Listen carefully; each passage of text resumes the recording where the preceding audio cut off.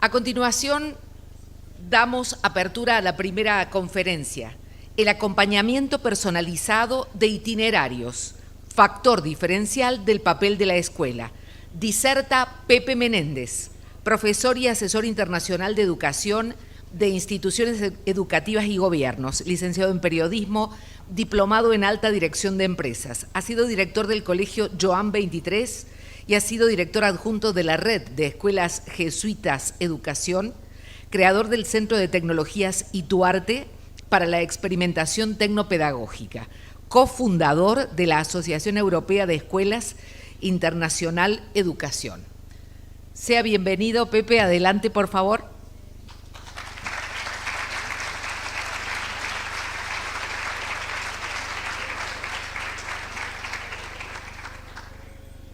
¿Cómo está? ¿Cómo le va? Bienvenido. Perdón, antes de que comience, Pepe, un aviso importante para quienes están parados. Está habilitada el aula 2D para que puedan sentarse cómodamente. Pueden dirigirse hacia ese lugar. Gracias. Todo suyo. Muchas gracias.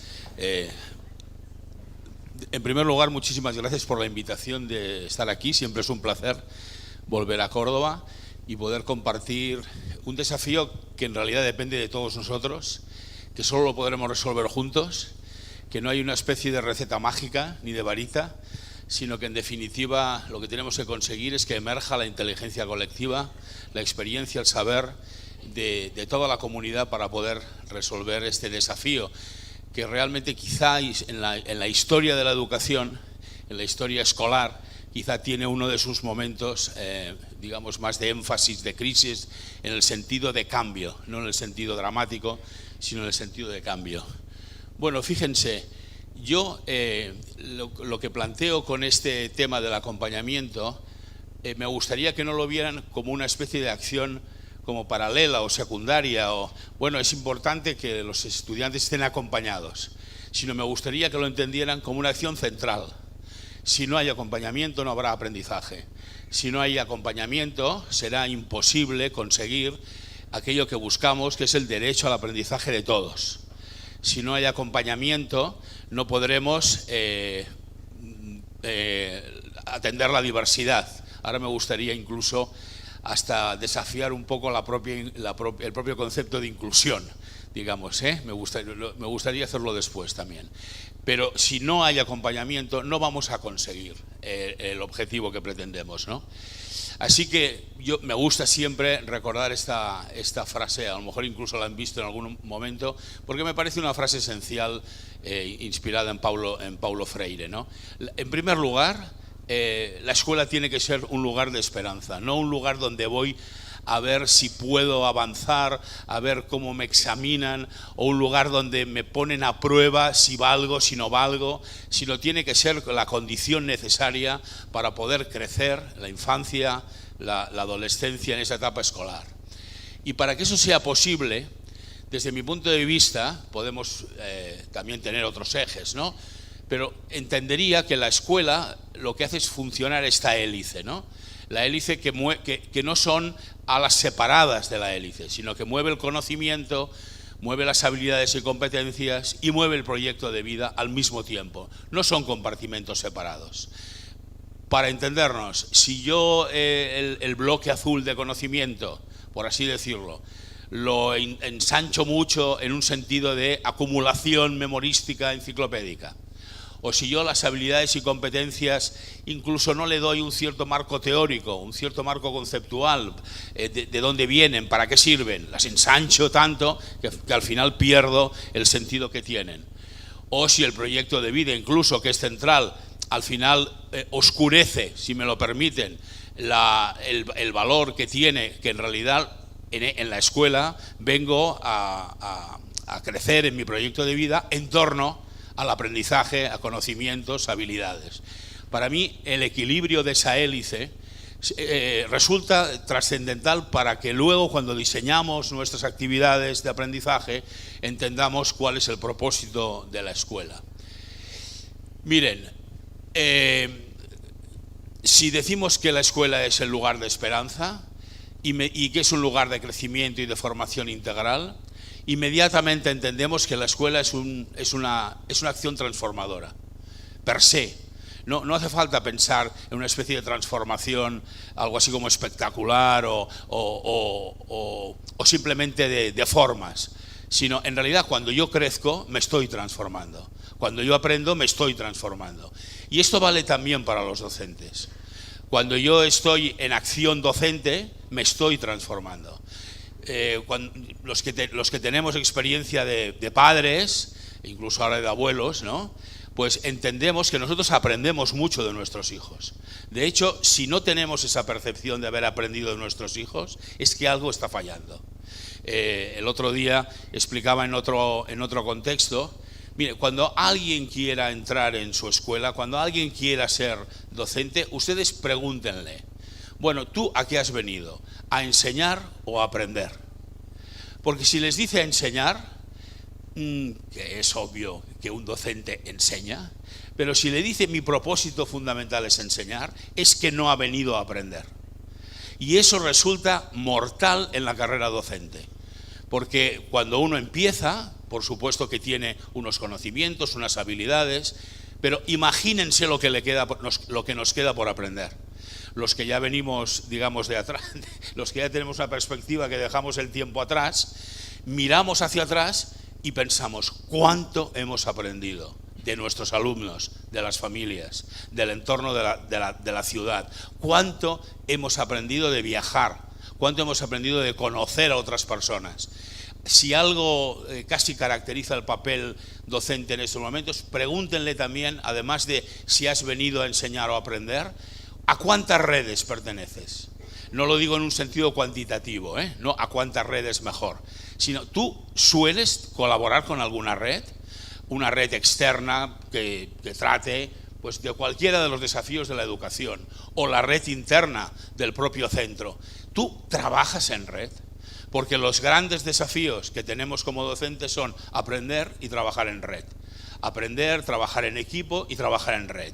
La red para nosotros, hay diferentes tipos de redes además, más institucionales, más informales, supone precisamente este proceso de aprendizaje, ¿no? Así que, fíjense, si nosotros entendemos la escuela como este espacio transformador de aprendizaje colaborativo, tenemos que construir itinerarios que den sentido al propósito de la escuela. Nos tenemos que preguntar qué queremos que pase en la escuela, qué experiencias significativas queremos que tengan. Es muy importante cada año hacerse esa pregunta como centro educativo. ¿Qué queremos que pase este año? Cada año no es igual que el anterior. Cada año es diferente, tiene sus acentos. Cada año atendemos alumnos que son diferentes. No porque tengan la misma edad o cursen el mismo nivel, son los mismos que los anteriores, sino cada uno precisamente tenemos que acentuar esa personalización, ¿no? Por eso, esos itinerarios, al final, sobre todo en esta etapa de la vida, nos dejan esto que denomino, ¿no?, la huella indeleble en la vivencia, que forma esas competencias para la vida que buscamos, ¿no? Nos tenemos también que preguntar, cuando viven estas experiencias, ¿qué competencias estamos trabajando? Y las tenemos que hacer transparentes, porque a veces, si no, yo algunas veces que pregunto, bueno, pero en este proyecto, ¿qué competencias se trabajan? Hombre, el criterio, la elección, ¿y ellos lo saben que trabajan esto? Porque que lo hagan no significa que entiendan que lo estén haciendo. Eso que Melina hablaba, ¿no?, del superpoder de la metacognición. El superpoder consiste en la transparencia de entender lo que estoy haciendo, de comprender lo que estoy haciendo, porque eso es lo que me permitirá seguir aprendiendo, ¿no? Por eso, de alguna manera, esta escuela que decimos que centra el proceso de acompañamiento de itinerarios, que decimos que necesita ser esta escuela humanizadora, porque ahora no es humana, no. Sobre todo, nadie ha de entenderlo como una especie de ahora no lo es, pero ahora sí que es verdad que en este proceso de fuertes cambios, de irrupción de la tecnología, de sentido incluso de la complejidad social, familiar, sí que cuidado, porque nos podemos de alguna manera derivar a pensar, refugiémonos en lo estrictamente académico. Y eso es un refugio que a los alumnos va a traicionar precisamente esa capacidad de crecer integralmente en la escuela. O sea que una escuela humanizadora es una escuela que establece esa conexión entre la personalización y el acompañamiento. ¿Por qué es humanizadora? Porque las personas se sienten acompañadas por seres humanos que entienden que su proyecto de vida está en el centro de ese proceso. Miren, esta es una compatriota suya, Nora Wiatkowski, es una religiosa de Jesús y María, fue responsable de formación. Y yo la conocí en un congreso en Bogotá, en un congreso sobre pedagogía ignaciana. Ahora Nora está pasando muy mal momento, está en una situación de salud muy crítica, y tiene, si ustedes la buscan en internet, tiene escritos preciosos ante la inminencia de la muerte, ¿no? Porque son auténticos gritos de vida, auténtica reivindicación de vivamos cada día haciendo el bien, vivamos cada día entusiasmándonos, vivamos cada día. Y a mí me dijo algo que, bueno, a mí en el congreso, ella también, y luego alguna conversación que tuve, me resultó muy interesante esta visión que tenía sobre el proceso. ¿En qué consiste al final el proceso educativo? Y miren, ella dice, primero tenemos que percibir. Es como si yo aterrizo aquí y lo primero que hago es percibir dónde estoy, entro en contacto con la realidad, digamos. No quiere decir que la interprete ni que la comprenda, sino que percibo las cosas, ¿no? Segundo, recordar. Fíjense que recordar tiene una etimología latina. Recordare quiere decir pasar 2 veces por el corazón. No quiere decir pasar 2 veces por la nevera donde se congela el conocimiento. Quiere decir que es un recordar que me impacta, que me toca el corazón, ¿no? Que tiene significado, el aprendizaje significativo, el aprendizaje profundo. Es un recordar aquello que realmente necesito para poder ir comprendiendo lo que he percibido. Y por eso le doy significado. Y voy entendiendo lo que hay a mi alrededor. Me paro un momento aquí, porque fíjense, no basta con comprender y saber más. Saber más no nos hace mejores personas. No nos hace mejores. Lo sabemos por la historia de la humanidad. Y en Europa lo sabemos muy bien, porque el conocimiento científico, el conocimiento tecnológico, incluso la cultura, no fueron obstáculo para que un pueblo pretendiera acabar con millones de personas solo porque eran diferentes. O sea que saber más no te hace mejor persona, sino te hace saber mejor persona en primer lugar por el vínculo. Inmediatamente aparece esta idea, lo que yo percibo, lo que recuerdo, lo que significo, lo vinculo. Nos vinculamos entre nosotros, lo vinculo y esto me empieza a hacer más humano. La vinculación es lo que me hace sentir que la pertenencia, que la visibilidad resultan importantes en el proceso educativo. Y entonces cuando habito la realidad, hay una diferencia entre percibir y habitar. Yo formo parte de la realidad. Ahora hace poco oía una persona que muy interesante, ¿no? Que decía, miren, a veces el ser humano mira el mundo como si fuera un coche, como si fuera un instrumento en el que él no pertenece, es externo. Yo uso el coche, cuando el coche se estropea, cuando es viejo, lo vendo, me compro otro. El mundo, nosotros somos parte del mundo. Nosotros somos parte de los árboles, de la naturaleza. O sea que si no cuidamos precisamente ese espacio, nos estamos haciendo el harakiri, nos estamos autodestruyendo. Y además estamos haciendo algo que es un crimen contra la humanidad, que es alguien te ha dejado el mundo como una renta y tú lo estás destruyendo para el futuro, para los que vienen después, para ti mismo. O sea que en realidad cuando yo habito la realidad, estoy habitando un mundo en el que yo no soy el protagonista, el usuario y el manipulador, sino que soy parte del futuro de ese mundo, ¿no? Y por eso finalmente en el proceso educativo tengo que optar en el mundo, tengo que tomar opciones. Al final la educación me lleva a que mi pensamiento se convierta en comportamientos. Y esos comportamientos significa que tomo opciones. Y cuando tomo opciones, fíjense que necesitamos personas libres que tomen opciones. Porque hay muchos niños y muchos jóvenes que no toman opciones, solo hacen la única opción que tienen. Y cuando a veces vemos incluso las muestras de violencia, cuando vemos algo que nos preocupa a todos enormemente, ¿no? Las dependencias, muchas veces tenemos que preguntarnos, ¿pero esta persona ha tomado una opción? Probablemente no lo ha tomado. Pensaba que era el camino predeterminado, el único camino que tenía para expresar su dolor, su insatisfacción o aquello que sería su incomprensión de sí mismo, ¿no? Ahí es donde me parece importante ir entendiendo para mí lo que sería esta evolución del sentir del rol docente. No imaginen que las columnas están, los cuadros de arriba, ser y hacer, no están relacionados con los conceptos de abajo. Ser y hacer es, de alguna manera, desde mi punto de vista, las dos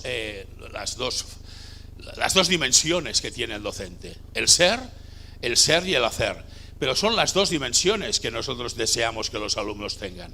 Y nosotros no podemos confundir el hacer con el ser.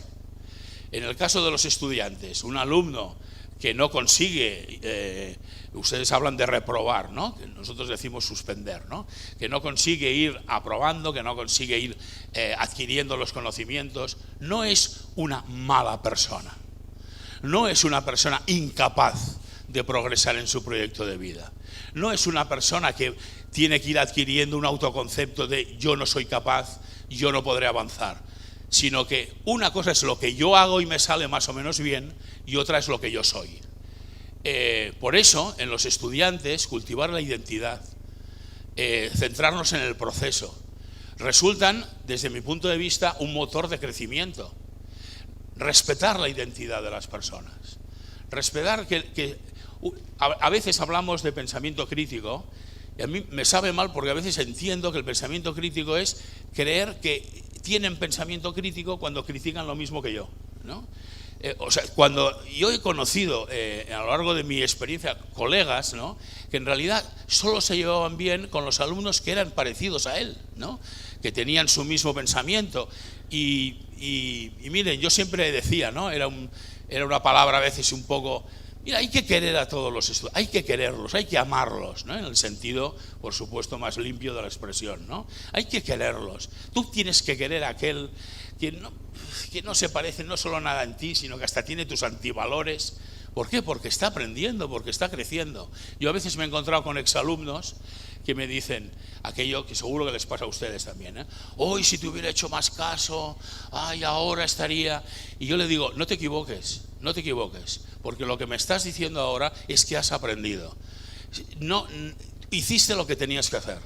Y en ese proceso, si ahora tú llegas a esta conclusión de con la perspectiva que tengo, ahora me muevo, mi comportamiento es diferente, has hecho un proceso de aprendizaje.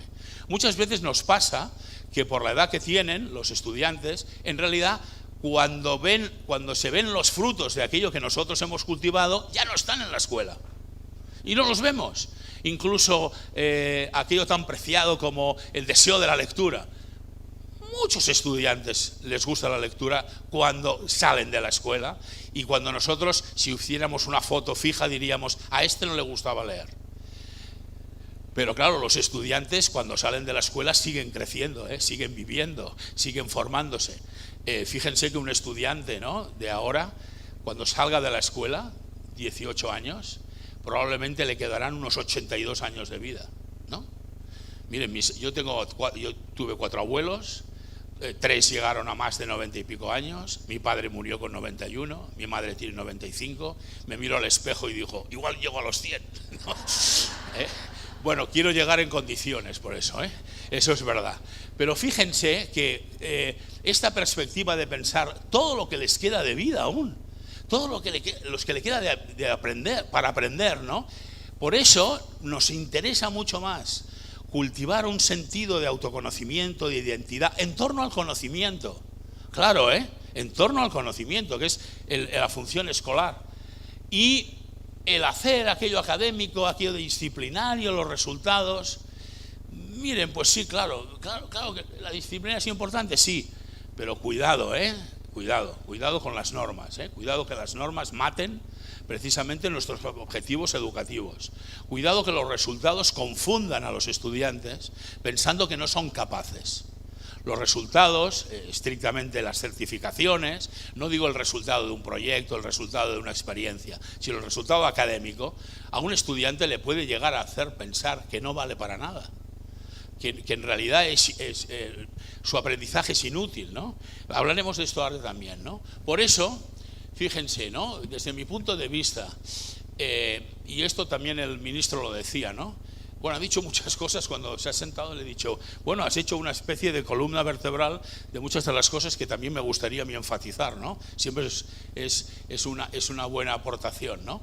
En realidad, claro, nosotros venimos de un proceso escolar en que la información había que sujetarla y recordarla, porque queríamos que una persona a los 16 o 18 años pudiera haber almacenado una cierta información, pensando que luego esa información, bueno, está en los libros, en las bibliotecas, pero no está al alcance. Claro, la tecnología sí que es disruptiva respecto al concepto de lo que tengo que saber en la memoria y lo que no tengo que saber, ¿eh?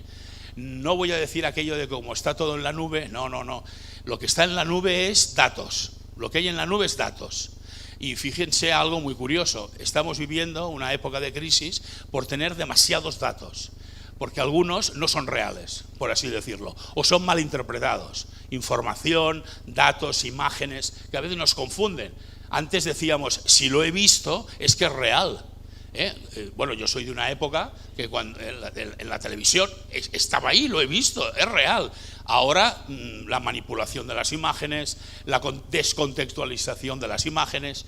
Por eso, en realidad, vamos caminando hacia una escuela que lo que me desafía es a la capacidad para afrontar ese mundo en el que habito, para tomar esa opción que decíamos antes, para poder saber gestionar esa información. Por eso fíjense que los informes internacionales, ¿no? UNESCO especialmente, habla del ser y saber, del saber y saber hacer. El saber no me lleva a saber hacer. No preparamos a los estudiantes para un concurso como pasapalabra. Que creo que aquí también se hace, ¿no? Que se ve. Fíjense que esos concursantes, mientras concursan, luego cuando les preguntan ¿cuál era vuestra vida? Bueno, no tenían vida, es decir, se pasaban 8 horas memorizando datos de las enciclopedias, y entonces cuando aparecen delante, ¿cuánto sabe esta persona? No, casi es un disco duro de un ordenador, ¿no? Y es un juego, lo que hay que entender es que es un juego, y tienen una habilidad, una enorme capacidad memorística, pero eso no nos ha de hacer creer que saben más, porque saber más es qué hago con lo que sé, cómo gestiono el conocimiento que tengo, cómo tomo esas opciones vitales, ¿no? Y por eso insistía mucho antes que cuando yo me propongo un diseño, cuando yo me propongo esa reflexión de la experiencia escolar, lo primero que tengo que crear es las condiciones relacionales para que sean posibles. Yo creo que muchas veces los docentes nos centramos tanto en la actividad, del contenido, lo que queremos que aprendan, que a veces nos olvidamos precisamente de cómo cultivamos las relaciones entre ellos, ¿no? Cómo hacemos que todos se sientan pertenecientes, que todos se sientan visibles. Miren, les voy a poner un ejemplo para que se pueda entender fácilmente. Yo colaboro con una fundación, la Fundación Catalunya La Pedrera, que hace un programa que se llama Locos por la Ciencia. Este programa lo que hace es llamar, y al final selecciona, porque hay muchas peticiones, a estudiantes de unos 14, 15 años que tienen mucho interés por la ciencia. Estos estudiantes luego, el programa los pone en contacto con los mejores científicos de Cataluña y hacen durante un año un programa en el que, como podrán comprender, se sienten absolutamente realizados. Estos estudiantes la mayoría de ellos padecen bullying en sus escuelas. Incluso algunas veces algún docente que siente que los desafía, porque si me perdonan la expresión, son unos frikis totales, Son aquellos estudiantes que lo que les entusiasma a los 14 años es cómo podría montar un cohete que llegara a la luna o que explotara en un experimento. Bien, pero un país que tiene un 15% de estos estudiantes tiene un tesoro, porque son los futuros grandes científicos y los futuros técnicos. Pero ¿qué ha pasado en la escuela? Que nadie se ha preocupado, nadie, perdonen la expresión así, muchos docentes de estos estudiantes son los docentes los que los llevan al programa, los que les convencen que lo hagan, o sea que no es una crítica en este sentido generalizada, ¿no? Pero lo digo en un sentido más como de no darnos cuenta, de no ser suficientemente conscientes. No han pensado cómo van a sentirse relacionalmente con los demás, porque ahora muchas veces entre estas edades no queda bien saber mucho. No queda bien decir, no, a mí lo que me estimula todas las tardes es meterme en internet, buscar los inventos, los avances científicos. Por Dios, hombre, lo que nos tendría que estimular es de vez en cuando salir, ¿no? Beber o lo que sea, ¿no? Que también tiene su época en la vida adolescente. Por eso el reconocimiento, la visibilidad, ¿no? Y aquí es donde me gustaría que centráramos un poco en cuál sería el esquema de este acompañamiento, ¿no? Bueno, yo lo llamo tutoría, sé que en algunas escuelas de aquí también se llama. Al final la tutoría es el espacio que tenemos específico, sistemático, con horas de dedicación, a acompañar a los estudiantes. Me refiero a eso, no a una cuestión que no queda bien estructurada en la escuela, ¿no? Ese acompañamiento, en primer lugar, pues tendría este objetivo, acompañar al sujeto en su crecimiento personal. ¿Y cuál es la actitud? La voluntad de estar al lado. Miren, ¿saben lo que pasa a veces, ¿no? Cuando alguien muere, ¿no? Y todas las emociones nos atraviesan, muchas veces nos dicen, no le digas nada, solo estate a su lado, solo toma un café, habla de fútbol, habla de lo que él quiera, de lo que esta persona quiera hablar, ¿no? Estar al lado en el sentido educativo, muchas veces creemos, a veces nos pasa también como padres, ¿no? La inercia de enseguida solucionarlo. No, darle un consejo. Si hay algo de lo que debemos huir con un adolescente, es dar consejos. Mi suegra, que era una persona muy divertida, decía, consejos doy que para mí no tengo, ¿no? Porque muchas veces, claro, damos unos consejos como idealizados y a veces pensamos en nosotros mismos, en nuestra adolescencia, y jamás hicimos lo que hemos aconsejado, ¿no? O sea que en realidad estar con alguien, fíjense cuántas veces esto sobre todo pasa en el terreno doméstico, ¿no? Nos sentamos con nuestros hijos, oye, pero ¿qué te pasa? Vamos a hablar, siéntate aquí. Nada de nada. Oye, vamos a comer una pizza, estamos en la cocina haciendo, y de repente empieza la conversación, ¿no? De repente, oye, porque aquello de tengo un amigo que le pasa, ¿no? Aquello de hay un chico en mi clase que no sé qué, y en esa situación es cuando muchas veces podemos conseguir hablar de lo realmente importante. ¿Cuántos docentes, cuando hacemos estas actividades que salimos con ellos, ¿no? A visitar algo un día, de repente tenemos las conversaciones más personales con ellos, ¿no? Claro, no, porque el contexto del aula no favorece ese tipo de conversaciones. A lo mejor favorece que tú identifiques alumnos que algo pasa, ¿no? Pero son precisamente esos contextos informales. Fíjense, el conocimiento entendido en el sentido del propósito, crear contextos de aprendizaje y de descubrimiento.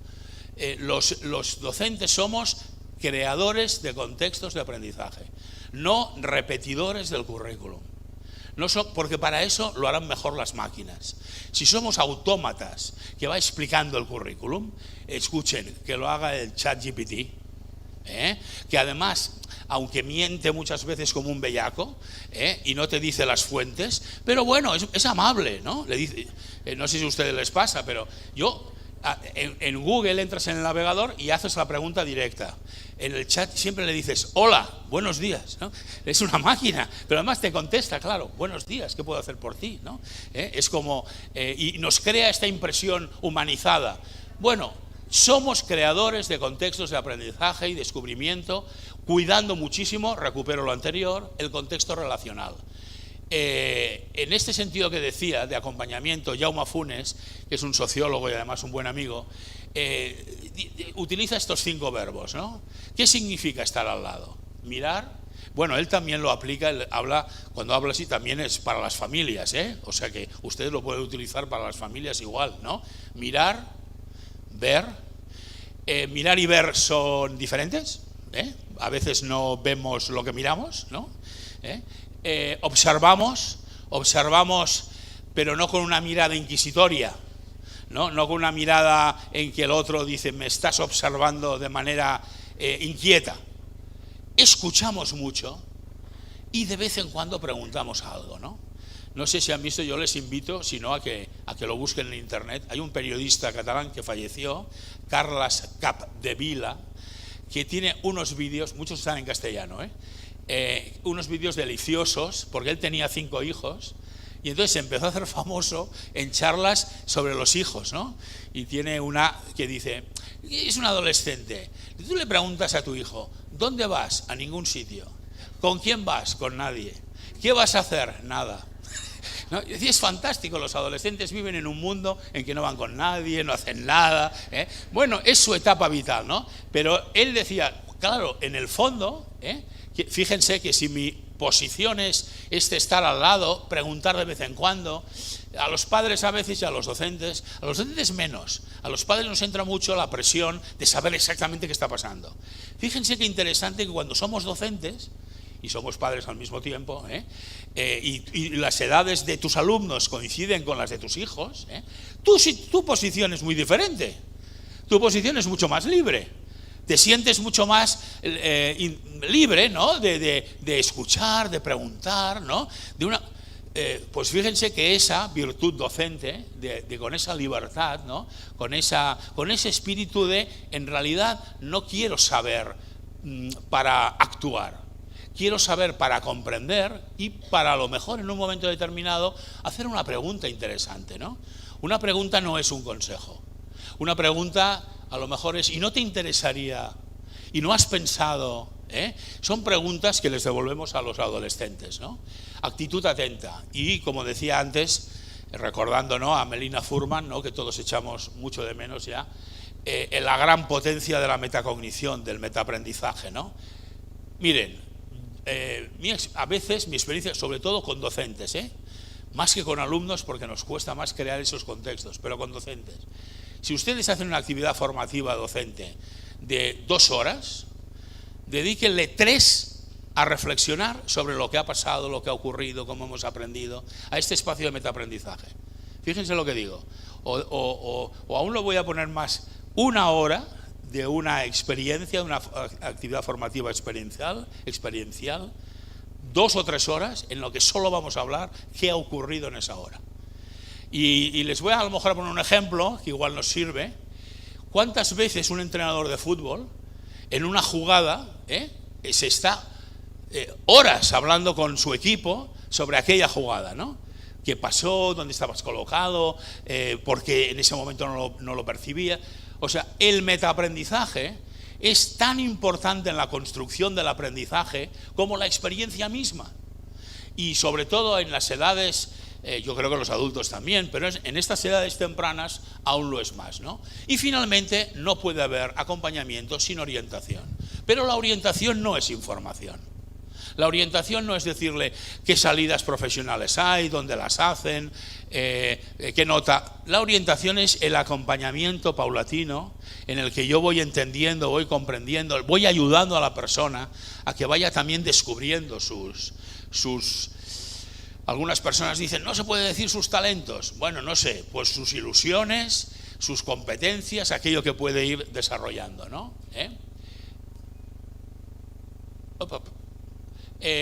Y sí que me parece que era exacto. Y mire, hemos hablado, les decía antes, me gustaría hablar del tema de la inclusión. Mire, yo creo que tenemos que cambiar el término, porque si hablamos de inclusión, lo que estamos diciendo es, tú ven donde estoy yo. Tú ven donde estoy yo. Yo soy el ordinario, yo soy el normal, y entonces te acepto y te incluyo. Y la inclusión consiste en que los dos vamos a otro terreno, a un tercer terreno. Incluso a veces la inclusión quiere decir que yo voy al terreno del otro, dependiendo de cómo sea la situación, ¿no? Porque eso a veces es un lenguaje que también se utiliza con los procesos con los inmigrantes, ¿no? No, que los inmigrantes se incluyan. Bueno, pero los inmigrantes son seres humanos, tienen su cultura. No se han ido de su país porque no sabían, por puro placer. Muchas veces llevan un enorme dolor por la emigración, por tener que ir. O sea, la inclusión, ahora me centro en el terreno educativo, tiene que de alguna manera estimularnos a un cambio de mirada muy fuerte. Porque yo también les diría algo que a veces lo comento con algunos colegios especialmente privados que tienen una tradición, digamos, más de élite, más de excelencia académica. Miren, la inclusión, la diversidad ha llegado para quedarse. La diversidad es la expresión del derecho al aprendizaje de todos los estudiantes, de un proceso escolar que es obligatorio. Los estudiantes no van a la escuela porque quieren, van porque están obligados. Y eso a veces, hombre, hagámoslo algo un poco más seductor, ya que están obligados. Pero están obligados todos. Y entonces, desde mi punto de vista, resulta a veces dramático la lucha de las familias por encontrar un espacio donde sus hijos sean realmente, o sea, vivan un proceso de formación integral. La atención a la diversidad es difícil, sí. ¿Yo tengo la respuesta mágica? No. La tienen ustedes. La tienen ustedes trabajando en equipo, trabajando juntos, haciendo una mirada mucho más lateral, ¿no? Como dice una buena amiga en Begoña Gasc, ¿no? Dice, no tenemos que pensar en una solución, tenemos que pensar en una respuesta creativa. Tenemos que salirnos del bucle, porque cuando yo incluyo, quiero decir que tú te has de adaptar a la situación tal y como la tengo yo ahora. Cuando hablamos de una respuesta creativa, quiere decir que todos nos movemos a un tercer espacio, porque tenemos que pensar en esa respuesta creativa. Por eso, claro, en la educación especial y en la diversidad y en la inclusión, a veces hay un excesivo lenguaje médico. Hemos tomado el lenguaje de la salud, de los especialistas, técnico, y lo hemos llevado al mundo educativo. Esto es muy complicado, porque entonces vemos a los estudiantes en el fondo como diagnósticos, ¿no? Yo tenía un psicólogo en mi centro, que en realidad no tenía vocación de psicólogo escolar, que me decía, mira, todos los estudiantes de este curso, todos tienen diagnóstico de hiperviolentos, todo eran diagnósticos. Yo le decía, bueno, finalmente le dije, escucha, así no vamos a ningún sitio. Y le convencí que se tenía que ir. Le dije, yo no te voy a echar. Primero porque me vas a costar un montón de dinero, que no tengo.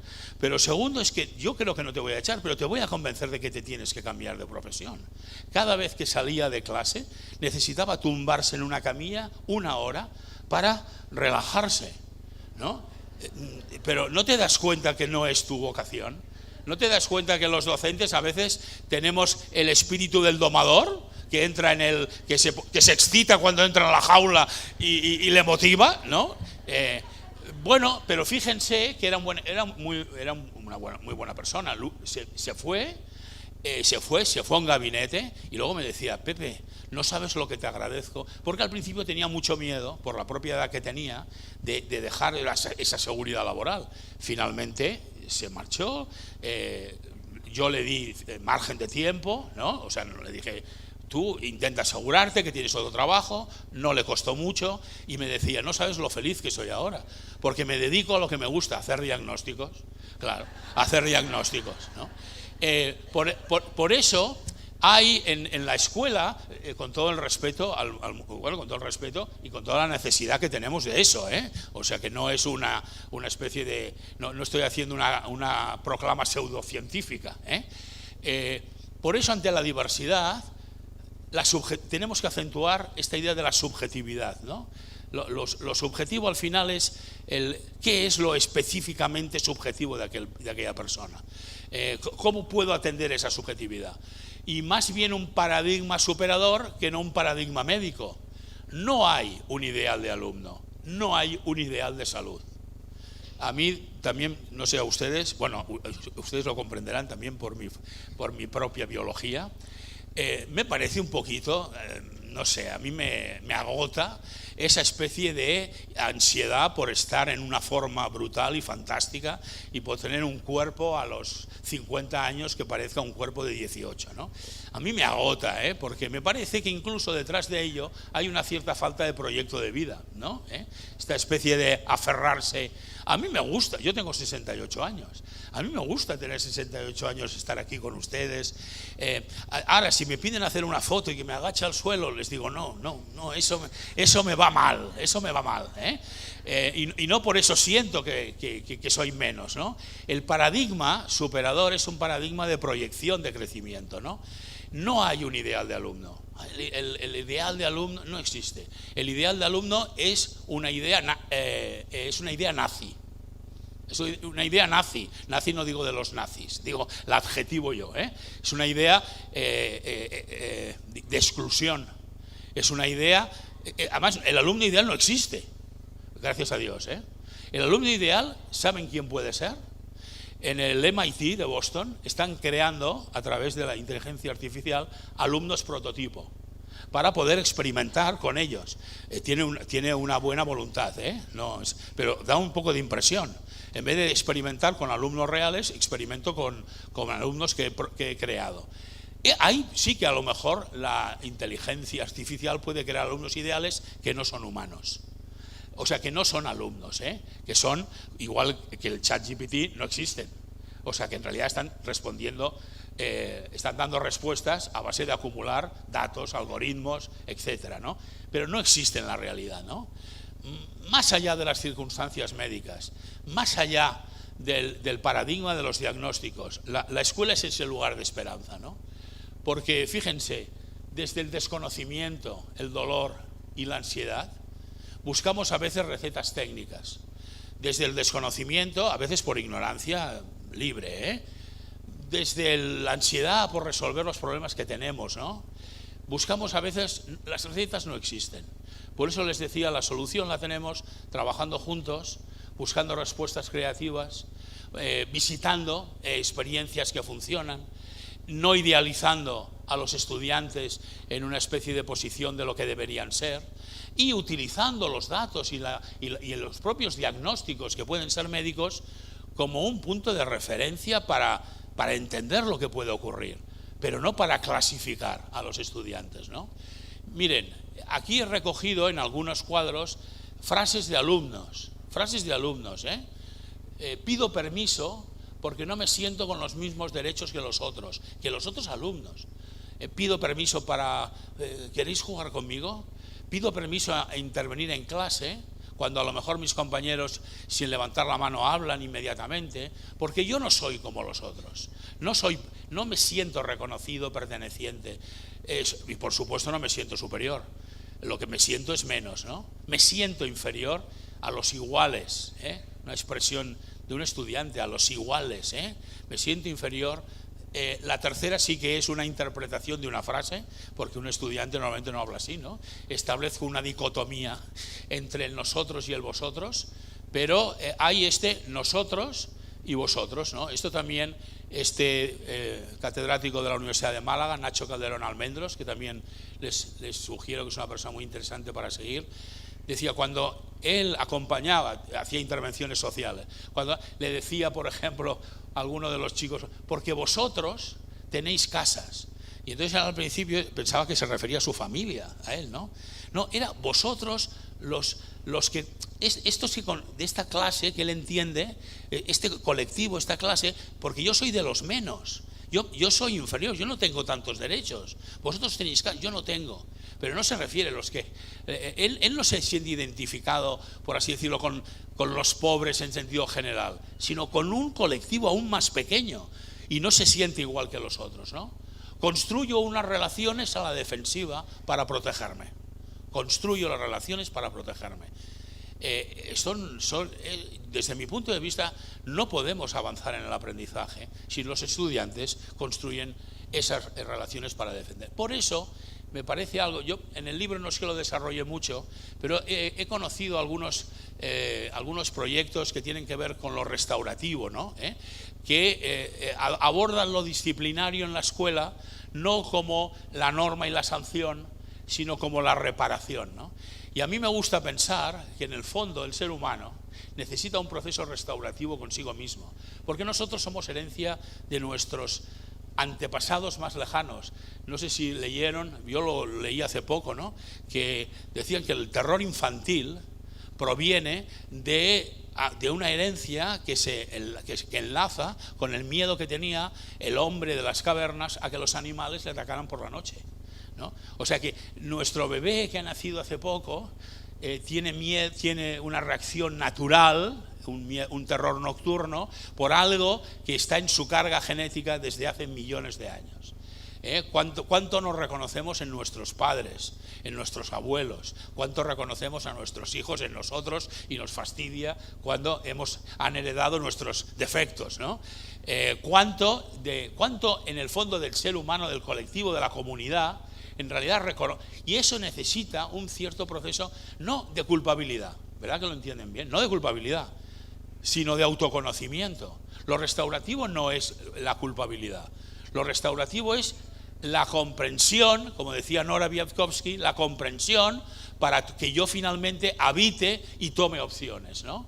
O sea, y el proceso restaurativo, desde mi punto de vista, hasta tiene que ver con la metodología. Porque, escuchen, la metodología tiene ideología.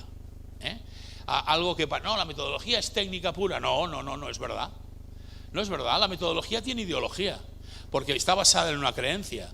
Si yo hablo, ustedes aprenden, y el que no aprende es culpa suya. Cuidado, que es tradicionalmente como hemos construido el aprendizaje. El profesor habla, el alumno aprende, y si no aprende es culpa suya. Y cuando le preguntamos, ¿qué tiene que hacer? Y viene la familia, ¿qué tiene que hacer? Pues estudiar más, dedicarle más tiempo. Luego tenemos esos estudiantes aburridos durante horas y horas y horas, las familias desesperadas porque no sale y encima tampoco saca unos buenos resultados, ¿no? O sea que tenemos que entender que nuestro dolor, que el reconocimiento no es un síntoma de culpabilidad, sino es un síntoma de comprensión del mundo, ¿no? Fíjense, como un cuadro así muy general, de pedagogías tradicionales un poquito versus algunas propuestas de pedagogías activas, ¿no? Esta primera frase, ante la flexibilidad, esta es una frase, pues la pongo en comillas, de Begoña Gas, ¿no?, que me dice, los alumnos tienen que consentir el aprendizaje.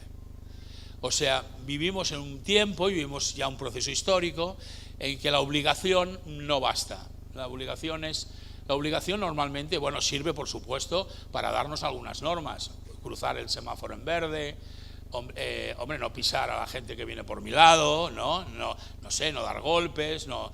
Hay una serie como de obligaciones, muchas veces son más morales que reales, Pero los estudiantes, para que aprendan, tienen que reconocer en nosotros la autoridad moral. Esa es la gran crisis de confianza que tenemos los docentes, de una relación muy vertical a algo tan difícil como que te den la autoridad, porque la autoridad moral te la dan ellos, son ellos los que te conceden, sí, eso no significa que luego hagan lo que tengan que hacer, O sea, darte la autoridad moral no significa que inmediatamente cambie todo mi comportamiento, pero significa algo muy importante. Mi creencia es que esa persona es beneficiosa para mí, en mi acompañamiento, en mi proceso. Otra cosa es el comportamiento, que lógicamente cuesta más, ¿no?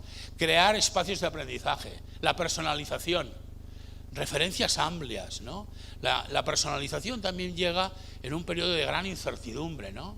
De enormes cambios sociales, de enormes cambios, incluso todo este terremoto, ¿no?, que estamos viviendo sobre la identidad de género, la identidad sexual, ¿no? Bueno, y que nos está llegando y que parece como si fuera nuevo en la historia. Lo que es nuevo es que lo vemos, la visibilidad, la emergencia, pero nuevo es tan viejo como el hombre de Cromañón. Pero la visibilidad es lo que es diferente. El derecho a la dignidad, ¿no?, la atención a las diversidades funcionales, la seguridad de los mecanismos de los procesos cognitivos, ¿no? Al final, Pero fíjense que yo tengo que pensar en eso. O sea, tengo que establecer el proceso de leptoscriptura. ¿Cuál es el que funciona? Bueno, se tiene que basar en una evidencia, porque no se puede basar en una creencia ideológica solo. Se tiene que basar en alguna evidencia, ¿no? Las evidencias en educación son todo un problema, ¿eh? Porque en algunos casos es evidente que tienes que basar en una evidencia clara, y en otro caso la evidencia te dice que allá funciona y aquí no. Y la evidencia, bueno, allá funciona, pero aquí no, lo mismo. Bueno, entonces la evidencia es como algo como permanente, que yo tengo que ir trabajando con la observación, ¿no? Y luego estimular la conexión de los estudiantes, que tiene que ver con su lengua, que tiene que ver con su cultura, que tiene que ver con el saber y el saber hacer, ¿no? Y unas breves reflexiones también sobre la tecnología, ¿no? Miren, les decía que la diversidad ha venido para quedarse, la tecnología también, también. Y nosotros ahora nos ha tocado el papel más difícil, porque todo esto es un galimatías, ¿no? Es una especie de terremoto, lo es en la casa, lo es en la calle, lo es para nosotros, pero hay algunas cosas que sí que podemos un poco como acordar, ¿no?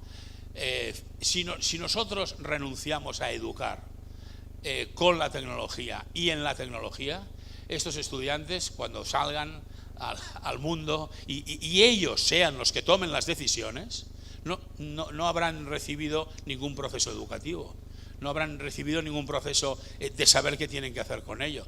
Yo, allí en España hay un grupo que se hizo muy famoso, quería prohibir los celulares hasta los 16 años, ¿no? Mientras tanto, se estaba hablando si a los 16 años en España ya se podía conducir un coche. Y a los 16 años en España se puede cambiar de sexo. O sea que a los 16 años yo no he conocido un celular.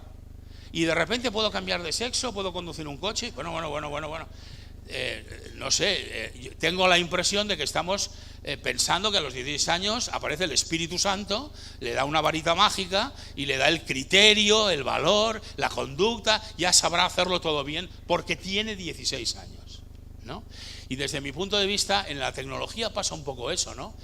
Humanizar la escuela. Axel Rivas, el director de San Andrés, tiene un libro precioso, ¿Quién gobernará el futuro de la humanización? Además es un libro escrito antes de la pandemia, o sea que está alejado del follón que provocó en la pandemia. Y en el fondo dice eso: si los docentes renunciamos a ser actores influyentes en el proceso de evolución de la tecnología, otros gobernarán la escuela. Y ya sabemos la enorme fuerza que tienen algunas empresas tecnológicas que finalmente deciden crear escuelas ellos mismos, ¿no? Crear las escuelas, porque, bueno, pues porque las empresas, pues lógicamente tecnológicas, buscan ese beneficio, ¿no? Y en cambio, por eso, yo creo que sí que tenemos que ir bueno, yo creo que lo hemos aceptado bastante todos, ¿no? El celular al final es como una prótesis que llevamos, ¿no? Yo en abril, que estuve aquí en Córdoba, me dejé el celular en un taxi, me lo dejé y el taxi se fue, yo llegaba al hotel y tomo el celular para dar los datos y de repente, claro, no tenía el celular y me di cuenta, me lo he dejado en el taxi. ¿Qué significaba? No podía llamar a nadie de la organización que me había contratado porque el teléfono lo tenía en el celular. No podía hacer nada. Bueno, suerte tenía la computadora. Pensé a ver si tengo sincronizados los teléfonos. Pues no tenía justo el teléfono que necesitaba, ¿no? Bueno, finalmente consiguió alguien conectar con la organización, como ellos habían pedido el taxi. Imagínense que hubiera cogido el taxi yo por la calle, ¿no? Estuve 1 hora y media sin el celular, ¿no? Era como si estuviera caminando desnudo por la calle. O sea, la sensación de fragilidad era extraordinaria, ¿no? Y eso en una persona adulta, en general un chico joven, un adolescente, lo tiene todo en el celular. Pero no solo el ocio, sino que incluso tiene a veces los deberes escolares. Y tiene lo que las indicaciones le han dado, ¿no? Con lo cual, yo creo que sí que no debemos renunciar a esta subjetividad. Pero la tecnología no es neutra. Eso es evidente. Y los algoritmos tienen vida propia y captan nuestros deseos y captan todo lo que nos rodea, ¿no? Cuanta mayor presencia digital hay, mayor necesidad de acompañamiento humano, ¿no? Muchas veces, fíjense, me gustaría, creo que lo tengo en la siguiente, me gustaría, le voy a hacer, no, me la he saltado esa, mira, finalmente la quité, pero hay una persona allí en Barcelona que dice, hay padres que prohíben la tecnología y hay padres que solo usan la tecnología, o sea que mientras comen, mientras están con sus hijos. Dice, y hay una cosa que los une a los dos, en la misma opinión, y es que nunca se preguntan por qué sus hijos usan la tecnología. ¿Qué espacio está cubriendo? ¿Por qué la usan a todo rato, a todo tiempo, ¿no? Yo creo que ahí tenemos que pensar en ámbitos de regulación, de resignificación, de revitalización. A mí me gusta mucho este libro de Educación Aumentada de Santiago Bellomo, que además me lo quiso regalar una tarde después de hablar mucho de tecnología, ¿no? Que decía esto tan interesante: ningún artefacto trae en su envoltorio la dosis de prudencia, pero, fíjense qué interesante la segunda frase, pero el hecho educativo es un hecho básicamente de mediación. Y si yo creo que el hecho educativo es una mediación, no me tiene que dar miedo el objeto, sino que tengo que atender la mediación. Y otra cosa es las normas que yo decida. En el patio no hay celulares.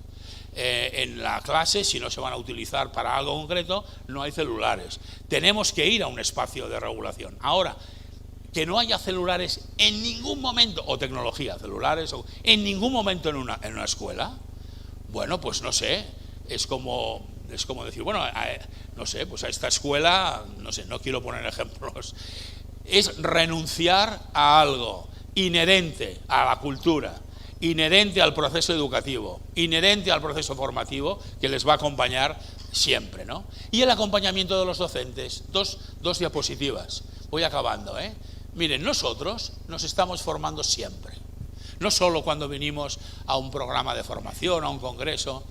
Cuando yo soy el director, ¿no? Y dirijo una reunión y establezco los temas de los que vamos a hablar y pongo unos encargos y luego cómo consigo dar la palabra a todos, cómo consigo que emerja la inteligencia. Todas las personas que me acompañan están aprendiendo a dirigir, están aprendiendo cómo se lleva una reunión, cómo se lleva incluso una clase, cuando yo estoy aprendiendo todo el tiempo. Y si, por eso les decía, ¿tú a qué has venido? ¿A enseñar o a aprender? Porque yo lo que quiero es que cuando vayas a una reunión de familias y dirijas una reunión de familias, estés en pose de aprender. Porque si es una reunión exclusivamente informativa, las reuniones que hacemos a veces los equipos, que son puramente informativas, pero ¿cuánto tiempo hemos dejado para la estrategia? ¿Cuánto tiempo hemos dejado para pensar y a compartir lo que queremos que pase? O sea que nos estamos formando siempre, ¿no? Y luego yo creo que tenemos que trabajar entre nosotros un poco, pues estas grandes preguntas de un docente, ¿no? ¿Cuál es mi llamada? ¿Cuál es mi vocación? ¿Cuál es mi camino? La propia vida, lo digo no entrando en la vida personal, pero nosotros podemos invitar a un docente a que piense en la lectura de su vida sin necesidad de que lo comparta. Como con los estudiantes. Podemos invitarles muchas veces a pensar en su vida sin necesidad de compartirlo, porque se han de sentir libres, ha de salir todo aquello que puedan tener, ¿no? Los momentos fundantes. En el fondo, ¿cuál es? Fíjense, desde mi punto de vista, la educación al final es un ideal mayor. Es un ideal de ayudar con amor, con libertad, ¿no? ¿Qué nos inspira a nosotros? Nos inspira una persona, una idea, y educamos desde las personas, no desde las ideas. Eso es muy importante, porque las ideas, en el fondo, a veces son como motor de ir construyendo un marco teórico, pero cuidado con que sea la construcción de jaulas, la construcción de estereotipos, la construcción de falta de flexibilidad, ¿no? O sea que, para mí, la escuela, ese espacio tan potente, ¿no?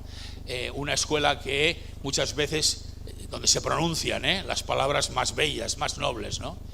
Pero desde mi punto de vista a veces tenemos que pensar que es un espacio donde demasiadas veces lo que ocurre es que se frustran las vidas de niños y jóvenes, ¿no? Por eso la escuela es tan potente, porque es capaz de crear esperanza, pero tenemos que tener cuidado de no dejar a nadie atrás. Muchas gracias.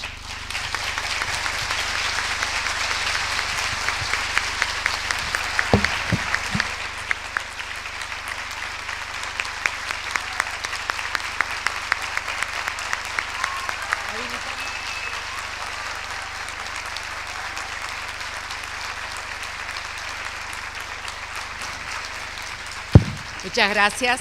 Muchas gracias a todos. La organización habilita 2 preguntas para hacerle al profesor.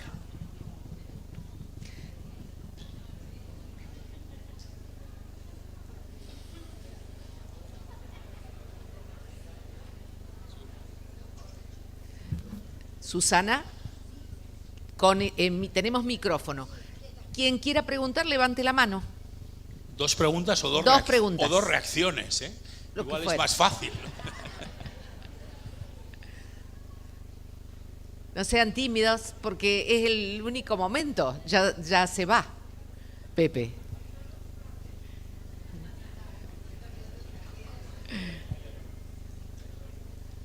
Miren que mi oficio es preguntar, o sea que si no pregunta nadie... Bueno. Bien, acá tenemos la otra. Ahí está. Bueno, muy interesante su planteo. En torno al tema de cómo introducir la tecnología, un debate que está muy presente creo que en Europa sobre todo. Acá en Cava, en la Ciudad Autónoma de Buenos Aires, se tomó recientemente una decisión de prohibir el uso de celulares en primaria y secundaria.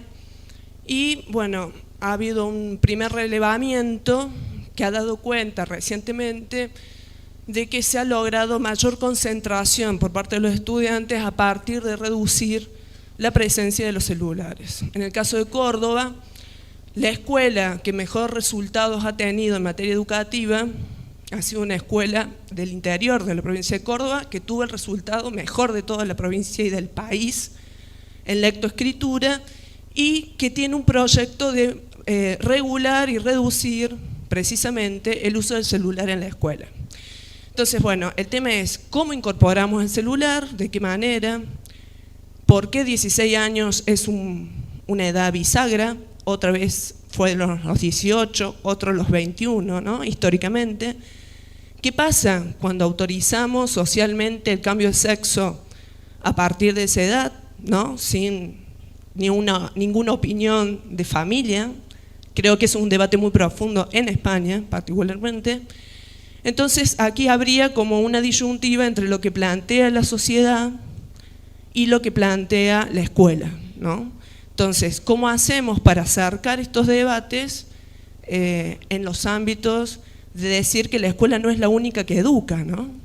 Entonces, me parece que, bueno, ¿cómo hacemos? ¿Cuál es la regulación? ¿Cómo introducimos? ¿Cómo incorporamos esto? Porque enseñar un recurso, usar el cuchillo, no lo damos al cuchillo en cualquier edad, ¿no? Entonces, el celular es un recurso que tiene también efectos no deseados en términos de seguridad. Y eso lo estamos presenciando en forma muy aguda en el acceso a la ludopatía actualmente en Argentina. Es muy fuerte la ludopatía en adolescentes y el acceso a pornografía también en forma grabada. Nada más, gracias. La otra, perfecto, por acá.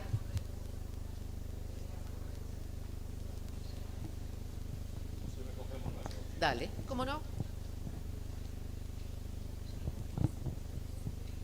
Buenos días, mi pregunta era sobre el proceso restaurativo. Usted en un momento yo tomé nota de que relacionaba el proceso restaurativo con la comprensión del mundo. Me gustaría si pudiera ampliar un poquito más ese concepto. Bueno, en realidad me han hecho 2 preguntas y son otras 2 conferencias, a ver, en pocas palabras, a ver si consigo dar alguna pincelada, ¿no?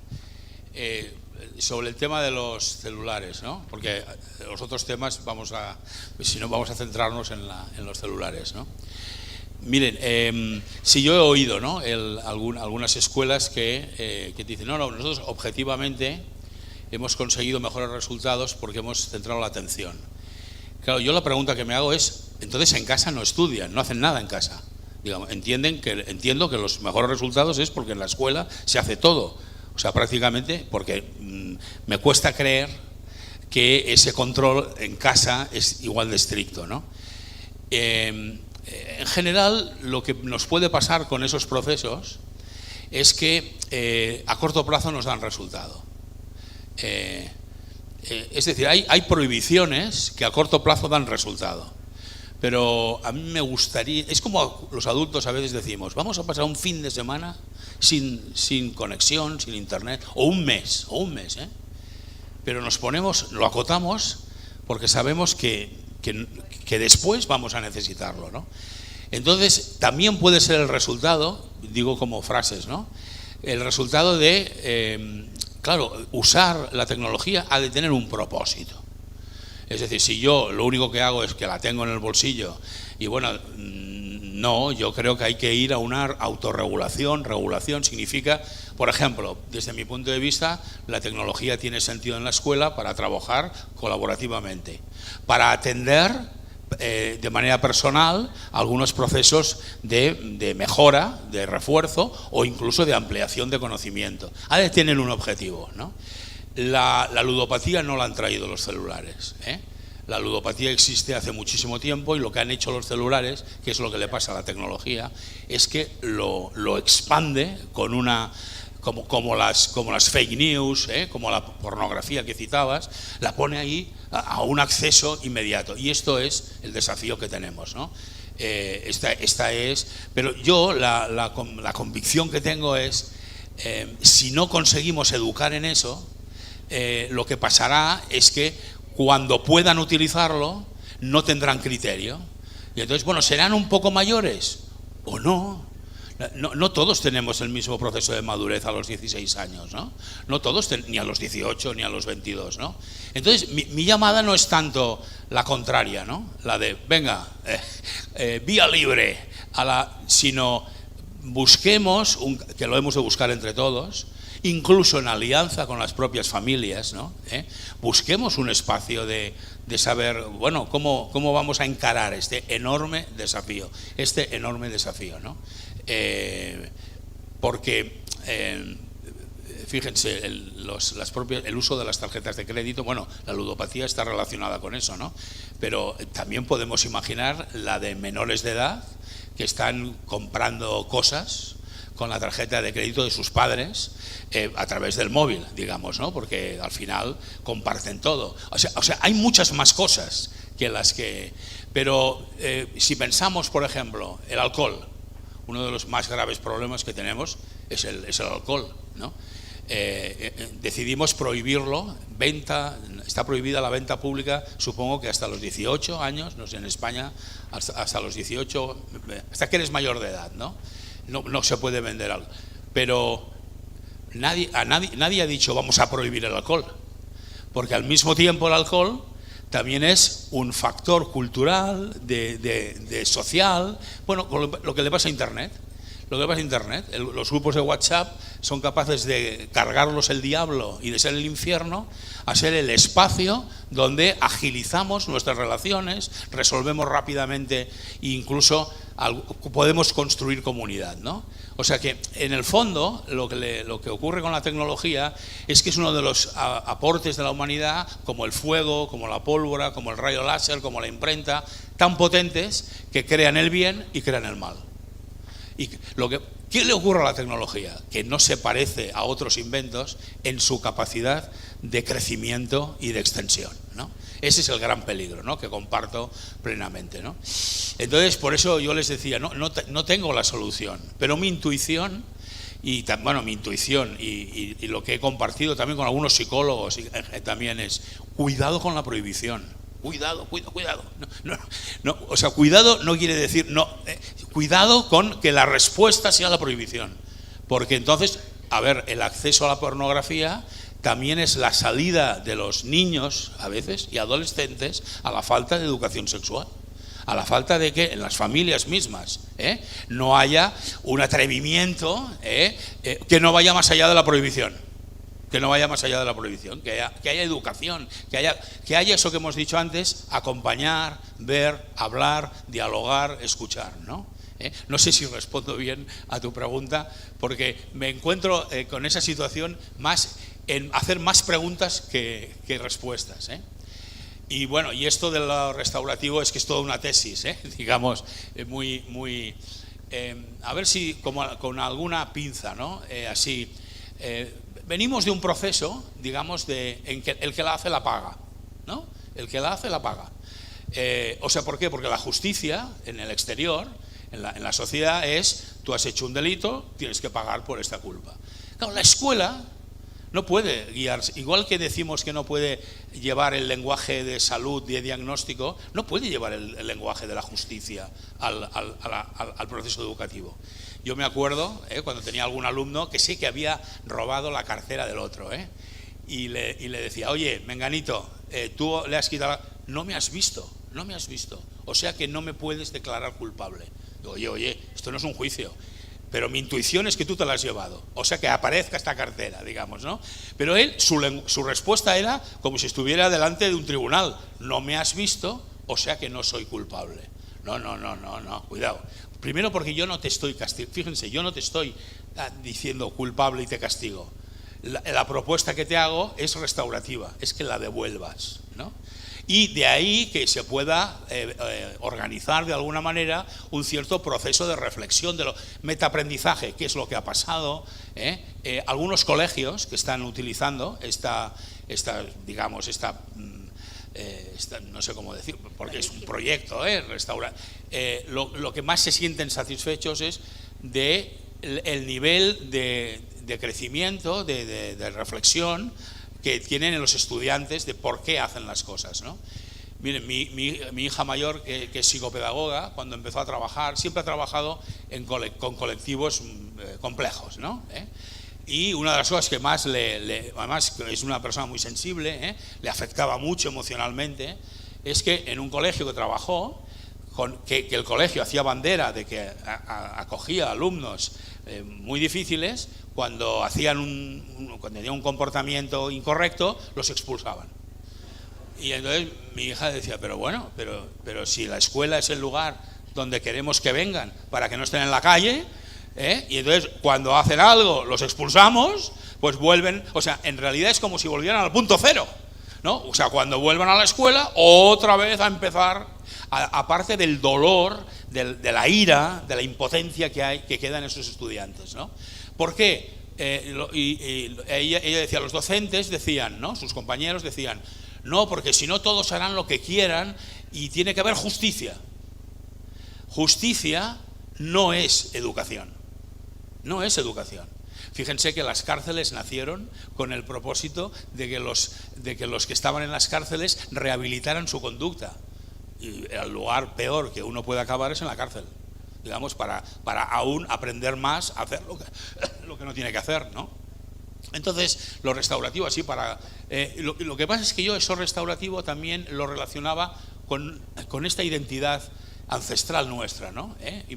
Imaginemos un estudiante, ¿no?, que viene de familias que tradicionalmente ninguna ha ido a la escuela, ¿no? No han tenido la experiencia escolar. Unas familias que no han tenido la experiencia escolar difícilmente acompañan a un adolescente en su experiencia escolar, porque ellos no la tienen y la entienden solo como obligación, como represión, incluso, ¿no?, como autoridad, pero no. Entonces, a mí me parece que es muy importante que nosotros conectemos precisamente con esa cultura, con la cultura de quien no viene de una tradición, donde su comportamiento es la punta del iceberg. Su comportamiento es la expresión del malestar, ¿no? En este proyecto que les decía que colaboraba con Begoña Gasch, el proyecto educativo se llama "Conmigo no vais a poder", porque es la frase que les dijo un estudiante, ¿no?, que llegó y se encontró casualmente pues con la directora y dos docentes en la puerta de la escuela. Él entró y lo primero que sintió es: para este chico los docentes son como la policía. Los docentes son la autoridad prácticamente policial. Entonces los miró y le dijo: conmigo no vais a poder. Pues, fíjense cómo la dignidad se expresa a través de esa actitud agresiva, violenta, pero es una expresión de dignidad, es una expresión de derecho a la existencia, de derecho a mi proyecto de vida, ¿no? Lo que pasa es que ese es un proyecto muy bonito, pero fíjense, lo voy a explicar brevemente porque sé que estamos igual fuera de tiempo. Fíjense, es una escuela que se llama de segunda oportunidad y la administración educativa les envía los estudiantes que han echado de todas las escuelas, ¿no? Que ya no lo soporta nadie, ¿eh? Y Begoña lo primero que le dijo a la administración es: estos estudiantes no vendrán si no quieren. Si no quieren, no vendrán. O sea, escolarización obligatoria, no, obligatoria no. Segunda cosa, claro, la administración primero le da miedo eso. ¿Cómo que no vendrán? Si no entran aquí, están en la calle. Y si están en la calle, van a ir con los amigos de no sé qué, me van a crear un lío, yo qué sé.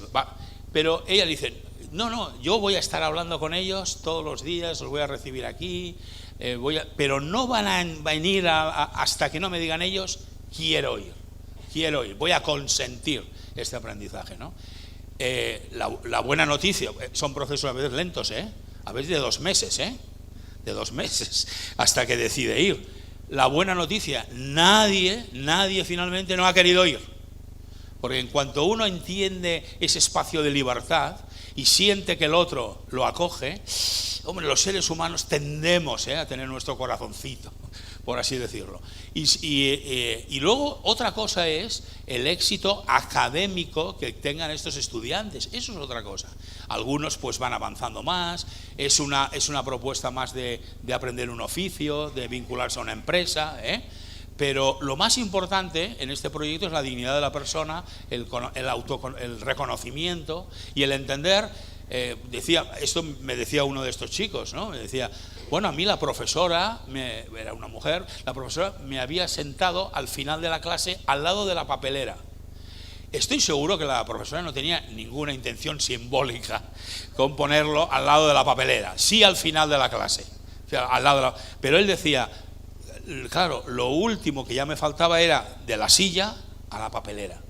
Fíjense cómo él le dio ese sentido metafórico. Estoy seguro que la profesora no tenía esa intención tan malévola, pero fíjense cómo perciben ellos, que luego son los que nos hacen la vida imposible, pero cómo perciben esa dignidad, ¿no? Bueno, mejor dejarlo aquí, ¿no? ¿Verdad? Gracias. Muchas gracias. Muy amable.